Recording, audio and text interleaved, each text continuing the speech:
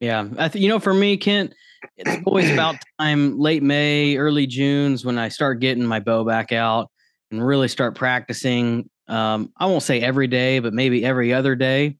Just go outside 20 yards cold during the day and just, shoot 10 arrows or so and just kind of keep my muscle memory fresh that way.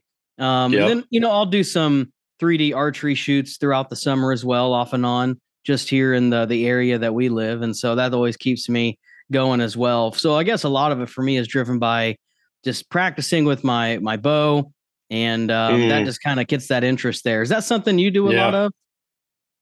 I've never done a 3D shoot. I've been invited to do them, and I just need to do them. I have a friend named Robbie Nance. So, Robbie, if you hear this podcast, buddy, I'm acknowledging I need to get out there and shoot with you sometime. He heads up an archery club over in, or I don't know if he's the head of it. I think he's on the board. I don't want to embarrass him here, but he's somewhat important with this archery club out in Washington County, and he helps set up a couple different 3D events, and I just need to go and do one. They're expensive for when it comes to arrows. I've heard you usually count on losing a few arrows when you're doing a 3D shoot, but I've also heard that just the is the right term here, the realness, the reality, maybe, I don't know, realism, I don't know, Yeah. whatever it is, more realistic feel to it that like ups the pressure for the shots as opposed to just taking some different range shots or maybe even some different angled shots in your backyard. So I need to go do it, but yeah, mostly I just practice in my backyard. I do some creative stuff with that. We have an old silo bunk on our farm here, and there's a flat roof that goes over top of that, just a tin roof.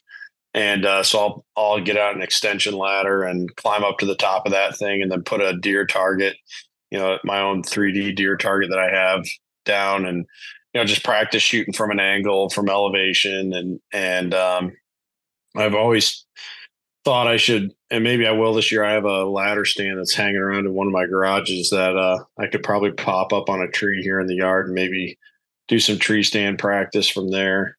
But yeah, I try to practice as much as I can all through the summer. And a target that I'd really recommend, I think I've mentioned this in other podcasts that we've done, is the Dead Nuts Outdoors targets.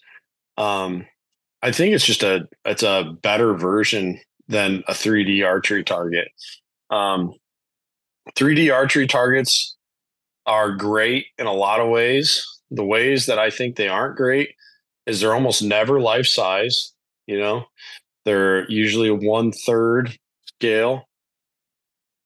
They're a pain in the neck to store. They cost a lot of money.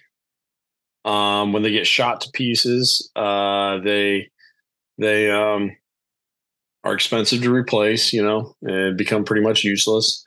And the other thing I don't like about 3D targets is it is so ridiculously hard to get your arrow back out of that thing. You got to have like an arrow puller or whatever, and keep your thigh out of the way when you pull that knockout, so you don't give yourself a nice little cherry on your leg or something. But with these Dead Nuts Outdoors targets, it's kind of like oh, when people put a yard sign up, like a political sign in their yard or something, that plastic material, that real durable material, it's made out of that, and it's life size. It folds up really nicely, and the shot zone, you can get replaceable shot zones for really cheap. And I think the whole target, everything there costs around $100. So it's pretty affordable, and just the fact that it's life size, I think, is what's so nice about that. You can really get a feel where your shot placement's at, and so I use that a ton during the summer to get ready for the season.